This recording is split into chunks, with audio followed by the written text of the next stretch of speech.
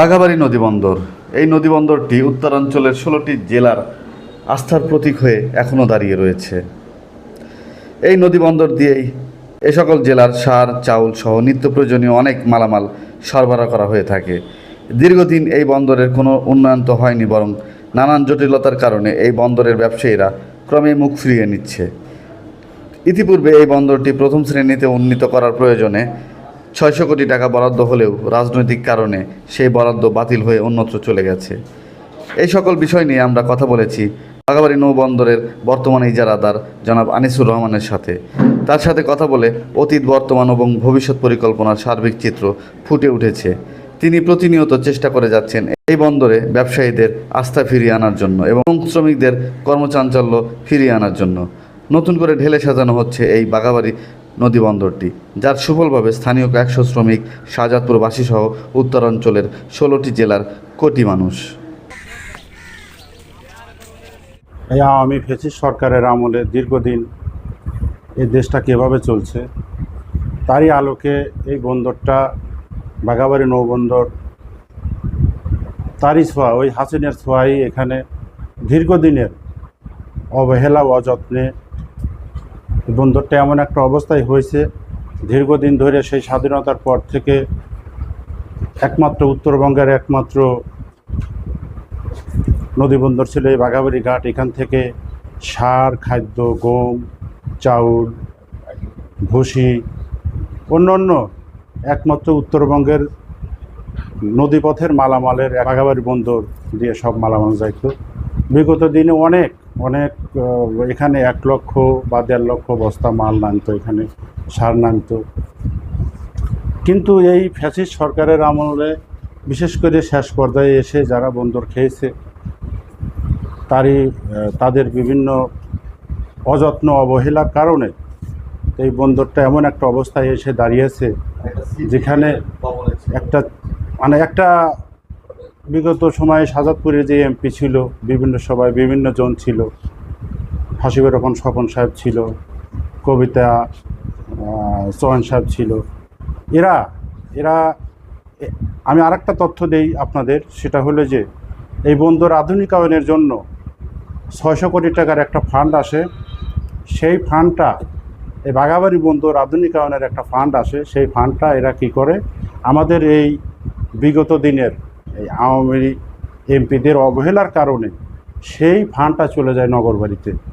সেই ৬০০ কোটি টাকার ফান্ড, বাঘাবাড়ী ঘাটের ফান্ডের টাকা দিয়ে নগরবাড়ি বন্দর উন্নয়ন হয়েছে, সেটা প্রথম শ্রেণীতে উন্নীত হয়েছে। আর বাঘাবাড়ী বন্দরটা এই অযত্ন, অবহেলায় এখানে পড়ে রয়েছে। আমরা এমন একটা ভঙ্গুর অবস্থায় এখানে এসে দায়িত্বটা অর্পণ করেছি, দায়িত্বটা নিয়েছি, যেখানে এসে দেখি যে বন্দরে কিছুই নাই একেবারে। এরা শুধু গাছের ফলটাই খেয়ে গেছে, কিন্তু গাছের পরিচর্যাটা করেনি। গাছটা একেবারে নষ্ট করে থুয়ে গেছে। আমরা চেষ্টা করছি, আমি এই বছরের জানুয়ারি মাসের ১ জানুয়ারি থেকে এখানে এসেছি। আমি আপনাদের আরও কিছু তথ্য দেই, সেটা হলো যে আমি এসে, আপনারা দেখেছেন দীর্ঘদিন এই বন্দরে আসার মতো কোনো উপায় ছিল না। রাস্তাটা কি বেহাল দশা ছিল। গাড়িওয়ালারা ঠিকমতো আসে না, তাদের গাড়ি এসে বিভিন্ন অনেক বড় বড় গর্ত হয়ে গেছিলো, সেখানে গাড়িগুলো আটকে যেত, ভেঙে যেত। আমি এসে এখানে ৬ কোটি টাকার একটা কাজ ওখানে অনুমোদন করি বিআইডব্লিউটিএ থেকে। সে কাজটা এখন বর্তমানে চলমান। তারপরে এখানে বন্দরে, তারা যে দীর্ঘদিন যে বন্দর খেয়েছে, এখানে বন্দরে ছিল না, ট্রলারগুলো, জাহাজগুলো ভিড়ানোর মতো কোনো ঘাট ছিল না। আমি এসে ২ মাস ভরা, অনেক টাকার বিনিময়ে ২ মাস ভরা ওখানে ড্রেজিং করি, ঘাট সংস্কার করি। এখন বন্দরটা আমাদের এখন অনেক সুন্দর হয়েছে। তারপরে এখানে আমাদের এখানে ২-৩০০ লেবার কাজ করে। লেবারের কাজ করার এখানে কোনো টয়লেট কমপ্লেক্স ছিল না। আগামী জুলাই মাসে হয়তো বা পাস হয়ে গেছে, টয়লেট কমপ্লেক্সটাও হবে। তারপরে এখানে বন্দরের আসলে আমরা যে খাবো, বিভিন্ন পার্টিপত্র দিয়ে আসে, লেবাররা বা আমরা বিভিন্ন আমরা যে দুপুরবেলা যে লাঞ্চ করব তার ব্যবস্থা নাই। সেজন্য আমি এখানে প্রস্তাবনা দিয়েছি, এখানে একটা সরকারি একটা ক্যান্টিন হচ্ছে, সরকারি একটা ক্যান্টিনের অনুমোদন হয়ে গেছে, ইনশাল্লাহ জুলাই আগস্টের দিকে ক্যান্টিনটা হয়ে যাবে। তো আমি আমাদের জাতীয়তাবাদী দল বিএনপি দীর্ঘদিন করেছি, দীর্ঘদিন আমি এখানে পাশাপাশি আমার এই যে তাওই হয় ইনা আছে, ইনি আমাদের বন্দরের ক্যাশিয়ার, ইনি আব্দুল আউয়াল খান, ইনি বন্দরের ক্যাশিয়ার, ইনিও আমার সাথে আছে। ইনি আমাদের এই বাঘাবাড়ি ঘাট অঞ্চলের 7-8টা গ্রামের লোক আমরা মিল করে আমাদের সামগ্রিকভাবে আমরা এবং আমাদের সাজাদপুরের নেতৃবৃন্দ আমাদের যথেষ্ট সহযোগিতা করছে, এখনও করছে। প্রফেসর ডক্টর এম এ মুহিতের সার্বিক নির্দেশনায় আমাদের উপজেলা বিএনপি আছে, আরও আমাদের যারা সিনিয়র নেতৃবৃন্দ আছে তাদের নির্দেশনায়, তাদের অনেক দিক নির্দেশনায় আমরা মোটামুটি ধীরে ধীরে আমরা একটা উন্নয়নের পথে যাচ্ছি। তারপরে বাঘাবাড়ি বন্দর উন্নয়নের জন্য, আধুনিকায়নের জন্য অলরেডি আমরা একটা প্রসেস চালাইছি। ওয়ার্ল্ড ব্যাংকের প্রতিনিধি 2বার এসে ঘুরে গেছে। 300 থেকে সম্ভবত 400 কোটি টাকার একটা ফান্ড বাঘাবাড়ি ঘাট বন্দরের জন্য তারা ফান্ডটা ওয়ার্ল্ড ব্যাংকের মাধ্যমে এখানে দেবে। কাজ চলতেছে, যেহেতু অনেক বড় ফান্ড, এই ফান্ডটা আনতে আমাদের একটু সময় লাগবে, হয়তোবা এটাও যদি হয়ে যায় এটাও একটা আমাদের এলাকার জন্য উন্নয়ন হবে। আর এই বাঘাবাড়ি বন্দরের জন্য আপনারা জানেন যে এই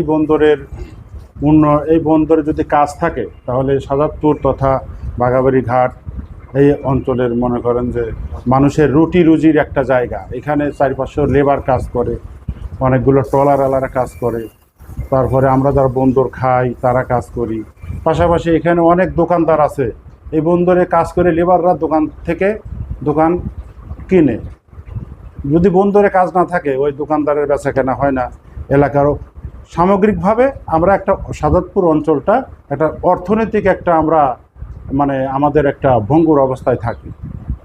আর যদি বন্দরটা আমরা যদি সুন্দর চলে, যদি আধুনিকায়ন হয়, আমাদের সাজাদপুর তথা বাঘাবাড়ি ঘাটের অর্থনৈতিক একটা উন্নয়নের একটা এই বাঘাবাড়ি বন্দর এটা উন্নয়নের একটা পথ, একটা সিঁড়ি। তা আমি আপনাদের মাধ্যমে দেশবাসীকে বা প্রশাসনেরকে জানাতে চাই যে এই বাঘাবাড়ি বন্দর উন্নয়নের জন্য যে আধুনিকায়নের একটা প্রজেক্ট এখানে হাতে নিছে 300 থেকে 400 কোটি টাকার, যথাযথ কর্তৃপক্ষের মাধ্যমে যাতে আমাদের এই প্রজেক্টটা যাতে পাস করে দেয়, আপনারা সবাই এটা সুপারিশ করবেন। আপনারা যেহেতু সাংবাদিক, আপনাদের সাংবাদিকতার সারা দেশ জেনে যাবে, এইটা আপনাদের কাছে দাবি রইল, আপনারা এটা প্রচার করবেন খুব ভালোভাবে। আর সামনের দিনে যদি থাকতে পারি আপনাদের সহযোগিতায়, এই এলাকার সহযোগিতায় এই বাঘাবাড়ি বন্দর উন্নয়নের জন্য আমি কাজ করব ইনশাল্লাহ। আর এর আগে মনে করেন ইতিপূর্বে যারা বন্দর খেয়েছে, আমাদের বিভিন্ন পার্টিপত্রাতে আমার বাঘাবাড়ি বন্দর আসতে চায় না। তারা বলে যে শুনি যে এখানে 100 কোটি টাকার 500 কোটি টাকার এইরকম শুনি যে সার বিক্রি করে খেয়েছে। তো এখন যদি মনে করেন যে এখানে ধরেন আমি আপনার বাড়িতে একটা জিনিস রাখলাম, আর আপনি যদি আমার ওই জিনিসটা বিক্রি করে খান, আমি তো আর আপনাকে বিশ্বাস করব না। তো তথাপি আমার এই বন্দরের বিভিন্ন পার্টি তারা সার আনতে চাচ্ছে না। বিগত দিনে তারা যে তাদের যে সারগুলো বিক্রি করে খাইছে, সেই জন্য এই বন্দরের একটা বড় একটা আমরা ধাক্কা খেয়েছি। তো আমি আসার পর থেকে বিভিন্ন পার্টির সাথে বিভিন্নভাবে মিটিং বা আলোচনা, বিশেষ করে এই 4-5 মাসে তাদের সাথে আমি অনেক যে কাজকর্ম করেছি, তাদের বিশ্বাসের জায়গা থেকে তারা মোটামুটি আমাকে এখন 100% বিশ্বাস করছে। এখন আশা করি ইনশাল্লাহ সামনের 1 বছরের মধ্যে এই বাঘাবাড়ির আগে যে পুরনো যে মালামাল যে এখানে ওঠানামা করতো, হারানো গৌরবটা ইনশাল্লাহ ফেরত আনার জন্য যথাসাধ্য চেষ্টা করতেছি। ইনশাল্লাহ বাঘাবাড়ি বন্দর আবার তার পূর্বের একটা যে তার কর্মচাঞ্চল্য যে ব্যস্ততা, এখানে যে মালামাল ওঠানামার যে এখানে যে সারাদিন যে লেবার কাজ করে, উন্নয়ন, এই এলাকার উন্নয়ন ইনশাল্লাহ হবে।